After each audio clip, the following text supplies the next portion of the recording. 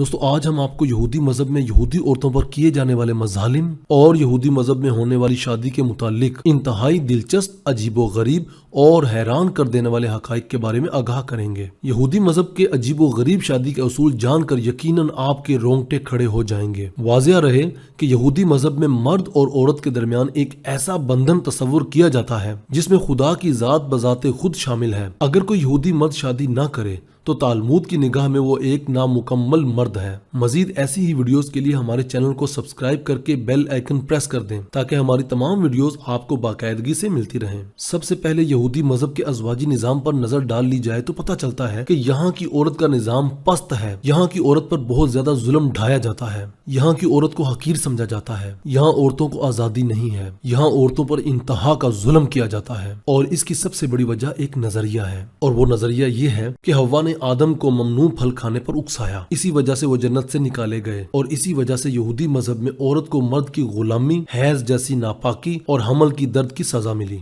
इनके नजदीक इनकी किताब में है कि मैं तेरे दर्द हमल को बहुत बढ़ा दूंगा, तू दर्द के साथ बच्चे पैदा करेगी और तेरी रुग़बत अपने शोहर की तरफ होगी और वो तुझ पर हुकूमत करेगा। यहूदी माशरे में औरत की हैसियत इन सख्त अल्फाज में बयान की गई है कि घोड़ा अच्छा हो या बुरा हो, इसे सिखाने की जरूरत है और औरत अच्छी हो या बुरी हो, इसे मार की जरूरत है। यहूदियत में औरत की शादी खामद की खिदमत और औलाद पैदा करने के लिए है। यहूदी मजहब का एक और अजीबो गरीब असूल ये है कि अगर किसी मर्द के पास कई साल तक औलाद न हो तो वो बेफिक्र फाका दूसरी शादी कर सकता है और दूसरी शादी करने के लिए इसे अपनी पहली बीवी से इजाजत लेने की भी कोई जरूरत नहीं। यहूदियों के नजदीक इनकी किताब में है कि मर्द ज्यादा से ज्यादा शादियां करे ताकि तुम से बेटे बेटियां पैदा हों और अपने बेटों के लिए बीवियां और अपनी बेटियों के लिए शोहर लो ताकि इनसे बेटे बेटियां पैदा हों। शादी के कानून की तरह तलाक का कानून भी यहूदी मजहब में औरत की मजलूमियत की दास्तान सुनाता है। यहूदी मर्द जब चाहे छोटी सी गलती पर बीवी को तलाक दे सकता है। अगर यहूदी मर्द को अपनी बीवी से ज्यादा खूबसूरत औरत मिल जाए और वो इस औरत के साथ जिंदगी गुजारना चाहता हो तो वो अपनी पहली बीवी को तलाक दे सकता है क्योंकि मर्द को यह हक मजहब ने दिया है, ऐसा इनका मानना है।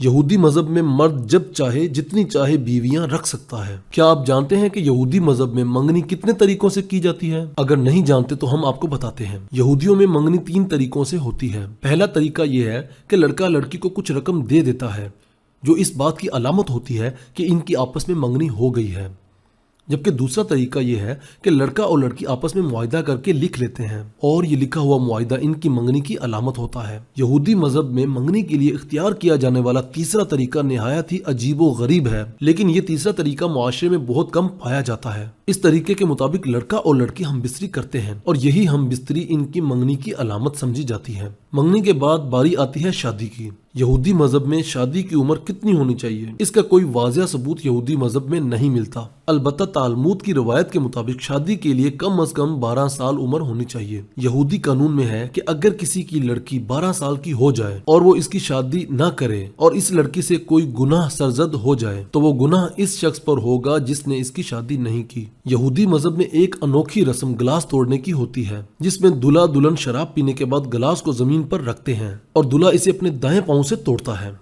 गिलास के टूटने पर सब लोग इस जोड़े को खुशकिस्मत समझते हैं। इस गिलास तोड़ने की वजह यह बयान की जाती है कि यहूदी तारीख में इन पर जुल्म और ज्यादती हुई है, इसकी याद में ये गिलास तोड़ा जाता है। शादी के इस पुरमुसर्रत मौके पर भी इस जुल्म और ज्यादती को याद रखा जाता है। बाज यहूदियों के नजदीक गिलास को तोड़ने का मकसद ये है कि दूल्हा दुल्हन शादी के बंधन में कब तक बंधे रहेंगे। यहूदी मजहब में हक महर का तस्वुर। वाज़िया रहे कि यहूदी मजहब में हक महर को औरत का मुआशी हक नहीं समझा जाता। यही वजह है कि इसे इतनी ज्यादा अहमियत नहीं दी जाती। इसी वजह से यहूदी कानून में इसका तज़किरा इशारतन तो मिलता है मगर सिरातन कोई जिक्र नहीं है। यहूदियों के नजदीक इनकी किताब में अगर कोई मर्द किसी कवारी लड़की से मुबाशरत करे तो वो जरूर इसे महर देकर इससे शादी करे। अगर लड़की का बाप राजी ना हो और वो अपनी बेटी इसे ना देना चाहता हो तो वो कवारी लड़की के महर के बराबर इसे नकदी दे। यहूदी मजहब में किसी गैर यहूदी से शादी का उसूल। वाज़िया रहे कि यहूदी मजहब में लड़के और लड़की का पैदाशी तौर पर यहूदी होना जरूरी है। अगर इनमें से कोई एक भी गैर यहूदी है तो फिर इनकी शादी नहीं हो सकती। यहूदी मजहब में ज्यादातर शादियां यहूदियों के दरमियान होती हैं। इसकी वजह यह है कि गैर यहूदी औरत से पैदा होने वाला बच्चा यहूदी मजहब के मुताबिक यहूदी नहीं होता, फिर चाहे इसका बाप यहूदी ही क्यों ना हो। यहूदी मजहब में जब एक औरत की शादी हो गई तो تو پھر وہ دوبارہ شادی نہیں کر سکتی۔ اگر کسی یہودی عورت کو اس کے مرد نے طلاق دے دی تو بھی یہ عورت دوبارہ شادی نہیں کر سکتی اور نہ ہی کسی مرد کو اس سے شادی کرنے کی اجازت ہے۔ دوستو یہ تھی آج کی ویڈیو، امید کرتے ہیں آپ کو ویڈیو پسند آئی ہوگی۔ ویڈیو پسند آنے کی صورت میں ویڈیو کو لائک کرنا نہ بھولیے گا اور ہمارے چینل کو سبسکرائب کر کے بیل آئیکن ضرور پریس کر دیں تاکہ ہماری ہر نئی آنے والی ویڈیو آپ تک بآسانی پہنچ سکے۔ آج کے لیے اتنا ہی، ملتے ہیں اگلی ویڈیو میں، تب تک کے لیے اپنا خیال رکھیے گا۔